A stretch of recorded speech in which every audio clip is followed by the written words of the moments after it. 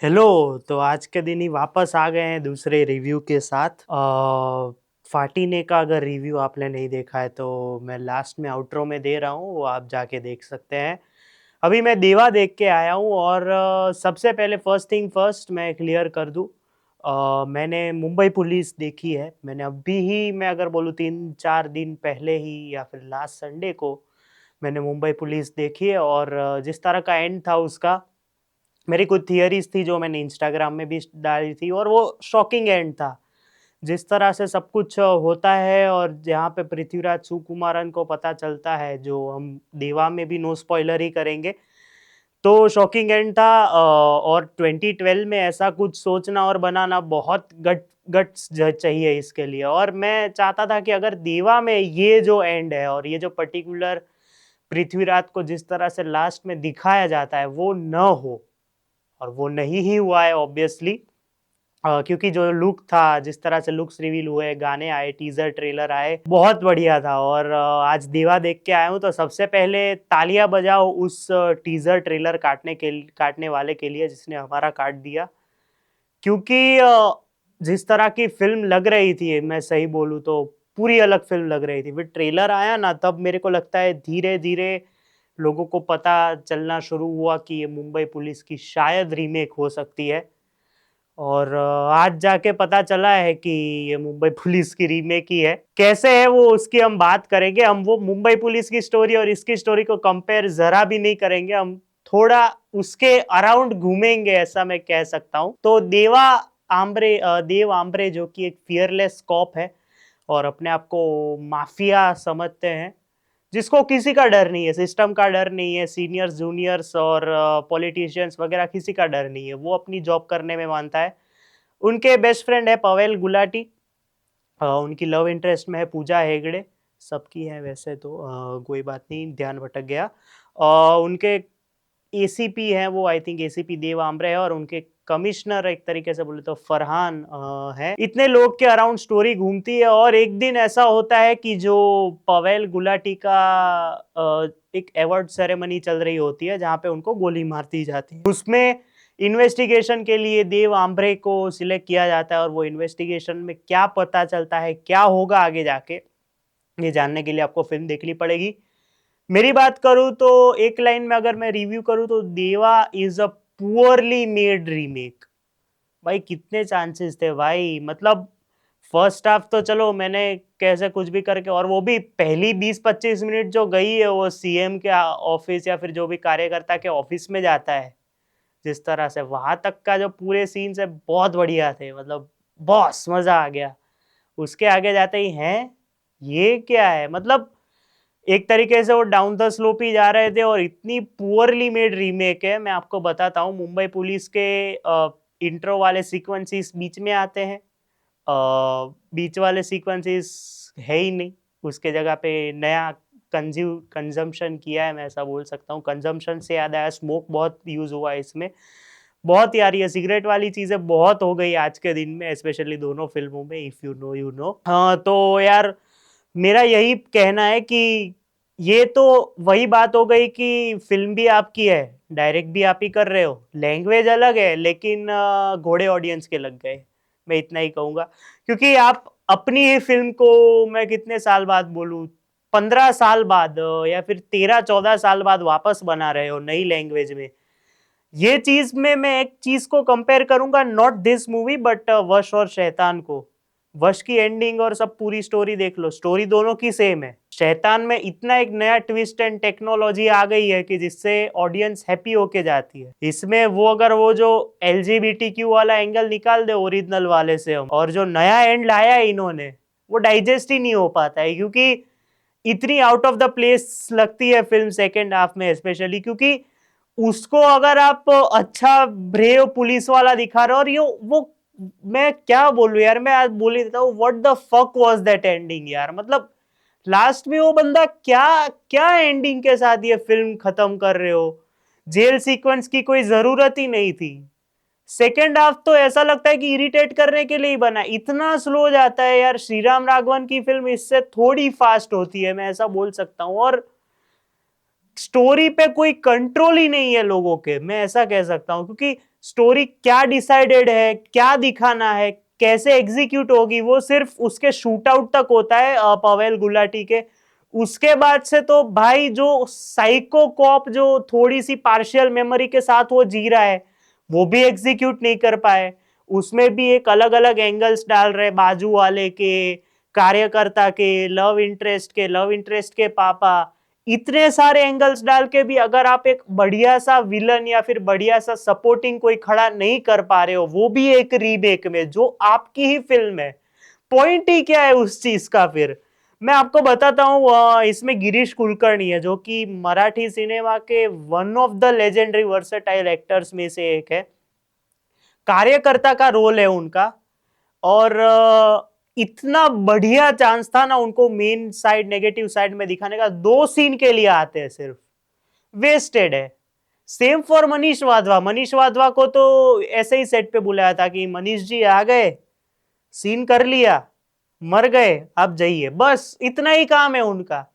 और रीमेक्स में मेरे को लगता है कि चलो आप एटलीस्ट पूरी स्टोरी कॉपी कर लो।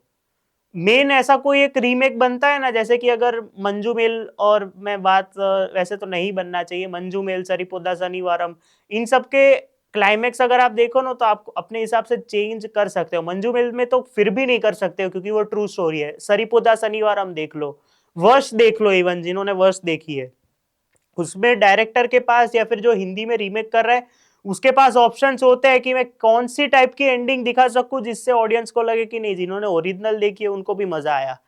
लेकिन भाई स्कैम कर गए लास्ट में, तो खुद ही कंफ्यूज हो गए कि ये देशभक्त है कि करप्टेड है, क्या दिखाना चाहते हैं। बाप है नहीं, बाप के लिए कर रहा था, बाप मारता था लेकिन बाप की बापता भी चाहिए थी। और बाप रे बाप इतने सारा बड़ा हमको बना के गए ना, और पूरी फिल्म अपने आप में ही भसड़ मचाते रहती है, हमें हमें मौका ही नहीं देती है भसड़ मचाने का। नेगेटिव पॉइंट्स हैं थोड़े अच्छे खासे। शाहिद कपूर को आपने अगर कमीने में देखा हो, हैदर में देखा हो, वो मेरे को वो डिबेट तो नहीं चाहिए कि इसमें वैसा वाला कबीर सिंह वाला शाहिद दिखा, नहीं वो वैसा नहीं है। शाहिद कपूर कहीं कहीं पे इतना कंफ्यूज लग रहा था। आप मैं इसमें एक रेफरेंस लेना चाहूंगा, आप पहले मुंबई पुलिस का क्लाइमेक्स याद करो, उसमें पृथ्वीराज का वो सीन देखो जहां पे वो ब्रेक डाउन होता है, क्या काम था उसमें उसका, वो लास्ट सीन में। इसमें तो भाई वो क्या इमोशंस कैसे दिखाने हैं, निकालने हैं, वो सिर्फ गुस्से के थ्रू, या फिर उसके दोस्त की शादी में जिस तरह से हंसता खाता है, गई खेलता रहता है, और या फिर पूजा के सामने दिखाता रहता है, बस। बाकी तो इतना बंदा कंफ्यूज लग रहा है एक्शन सीक्वेंसेस और इमोशनल सीन्स के अलावा, कुछ आपको फील नहीं होता। और ट्विटर पे बंद करो भाई कि ये शाहिद की बेस्ट परफॉर्मेंस है डिकेड की, ये वो, हैदर ही है अब तक, हैदर और कबीर सिंह ही है। जर्सी भी है लेकिन वो भी रीमेक थी, चलो जर्सी भी रीमेक थी, कितनी बढ़िया तरीके से गई थी। इसमें भी शाहिद साहब रीमेक कर रहे हैं, पता नहीं क्यों कर रहे हैं ये।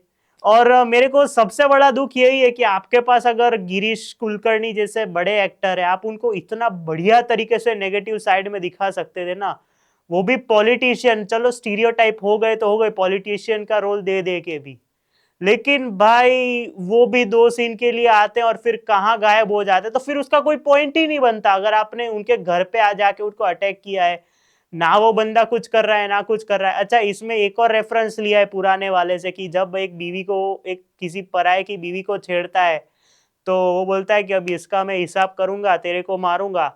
वो इंटरवल तक रहते हैं फिर वो भी गायब हो जाते हैं। तो ये मर्डर मिस्ट्री में ना कहां से किसी को उठा के लाके खुद ही भूल जा रहे हैं, या फिर रोशन एंड्रयूज खुद ही वो बीमारी से गुजर रहा है, पार्शियल लॉस से, कि चलो इनको ला तो दिया, अब इनका एंडिंग कैसे करूं। चलो वो छोड़ो, मर्डर मिस्ट्री पे ही फोकस करते हैं। मर्डर मिस्ट्री में भी कॉपी की है, लेकिन कुबरा सैद का कैरेक्टर क्या करना चाह रहा था, वो मोल बन के जो हमें शक होता है वो नहीं निकलती है, फिर वो क्या कर रही थी कुछ पता नहीं। उसमें भी वो इन्वेस्टिगेशन वाला सीन पुराने का इसमें कैसे वीक दिखाया गया है मैं बता नहीं सकता आपको। शाहिद कपूर ओके ओके है, जो पहली 25 मिनट में जो जिस तरह की एनर्जी दिखती है, वो फिर सारी वो जो पेप्सी की फस होती है उसके सर उसके जैसे थोड़ी थोड़ी थोड़ी कम होते जाती है। पूजा हेगड़े का 2-3 सीन है गिन के, और रिपोर्टर बनी है, तो रिपोर्टर अगर ऐसा कोई एक मर्डर मिस्ट्री में अगर आपकी कोई लवर रिपोर्टर है, चलो आप इवन फर्जी सीरीज देख लो, राशि खन्ना, उसको पता है उसका लवर ये कर रहा है, उसको नहीं पता है, फिर भी वो कैसे जानबूझ के लगी पड़ी है। इसमें भी सेम है, उसका लवर क्या कर रहा है उसको पता ही नहीं है, 2 सीन के लिए उसके बाप के लिए रखा है, शाहिद के लिए रखा है, बाकी तो फिल्म में से पूरी गायब है वो। Same for Pavel Gulati. पवेल गुलाटी का इतना इंट्रो सीक्वेंस भी इतना बेकार था शाहिद के सामने कि लगता ही नहीं है कि ये लोग दोस्त है। और ओरिजिनल में अगर आप देखो ना तो एक प्रॉपर इंट्रो सीक्वेंस है कि जहां पे सुकुमार अंज उनके दोस्त बनते हैं, उसमें कैसे वो दोस्त बनते हैं, उनके कमिश्नर कैसे वो तीनों दोस्त बनते हैं और कैसे मुंबई पुलिस नाम पड़ता है। इसमें तो ऐसा लगता है कि ये आलस आलस में बन गए यार। अब तुम देख लो, गिरीश कुलकर्णी इज वेस्टेड। एक पर्टिकुलर बंदे का मैं नाम लूंगा, उपेंद्र लिमये, जिनको आपने एनिमल में फ्रेडी के रूप में देखा होगा। भाई इसमें उन्होंने अनकंफर्टेबल कर दिया, मतलब जिस तरह से वो गन को छूते हैं, जैसे डायलॉग्स दिए, भाई अब बंदा अनकंफर्टेबल हो जाएगा। तो मेरा फाइनल में पॉजिटिव में बात यही है, फिल्म का बैकग्राउंड म्यूजिक बहुत बढ़िया है, मेरे को दोनों गाने अच्छे लगते हैं, मर्जी चा मालिक एंड बसड़ मचा। परफॉर्मेंसेस वाइज जहाँ जहाँ पे शाहिद कपूर ने वो जिस तरह से वो स्वैग में सिगरेट विगरेट फूकता है और जिस तरह से एक्शन करता है, बस वही है। और एक्शन सीन से याद आया, जब इस फिल्म के जब वो हड्डियां तोड़ने वाले सीन्स आते हैं या फिर गन के साउंड्स आते हैं ना, चलो मैं समझो कि आप मैं इधर से चलते हुए आ रहा हूँ और कॉम्प्लेक्स लग्जूरिया सिंधु भवन रोड में एक ऐसी सुविधा है कि समझो कि मैं से चलते हुए आ रहा हूँ, तो आपको सराउंड साउंड में वो पूरा सीन सुनाई देगा। और सबसे बढ़िया चीज़ इस जगह की ये है कि सारी सीट्स रिक्लाइनर है। फिर यहाँ पे एक्सक्लूसिव सिनेमा का पार्किंग है, सिने ब्रू करके जहाँ पे आप जगह से खा सकते हो। आज मैंने इधर की पनीर सैंडविच खाई, बहुत बढ़िया थी। बाकी सारी वेराइटीज़ भी आपको मिल जाती है। अगर आप 200 रुपए की टिकट खर्च रहे हो तो सामने 200 रुपए की बेवरेजेस भी आपको मिल ही रहे हैं इधर। इधर आपका एम्बायंस बहुत अच्छा है, अगर मैं सही में बोलूँ तो आपको इधर सारे फोटो जग खिंचाने वाली जगहें भी बहुत बढ़िया है। और टिकट्स आप बुक माई शो में भी ले सकते हो, उधर भी ले सकते हो, ये तो कॉमन फैक्टर है। अगर मैं अकेला भी देख रहा हूँ फिल्म तो वो लोग शुरू करते हैं, कोई दिक्कत नहीं आती। तो आप आज ही जाके कॉम्प्लेक्स लग्जूरिया सिंधु भवन रोड को चेकआउट कीजिए। पहले मैं देवा को 1.5 स्टार ही सिर्फ देने वाला था, क्योंकि मैं डिसअपॉइंट हुआ हूँ, क्योंकि ट्रेलर टीजर इतना अच्छा काटा कि जब फिल्म देखी, फाइनल प्रोडक्ट देखी तो हमारा ही कट गया। तो मैं क्या ही बोलूँ भाई यार, मैं 2 स्टार ही दे पाऊंगा। बाकी तो मर्जी का मालिक है, अभी अच्छी फिल्म आएगी तो देखेंगे, वरना ऐसी भसड़ मचती रहेगी, फिर बोलते रहेंगे देवा रे देवा क्या हो गया ये। कोई बात नहीं, आज के लिए इतना ही। आज की मेरी इतनी सहन शक्ति हो गई, अब मैं इतना एक्साइटेड था, लेकिन खैर छोड़ो, शाहिद भाई और पूजा के कोई अलग प्लान्स थे, कोई बात नहीं। मिलते हैं अगले वीडियो में, तब तक के लिए बाय।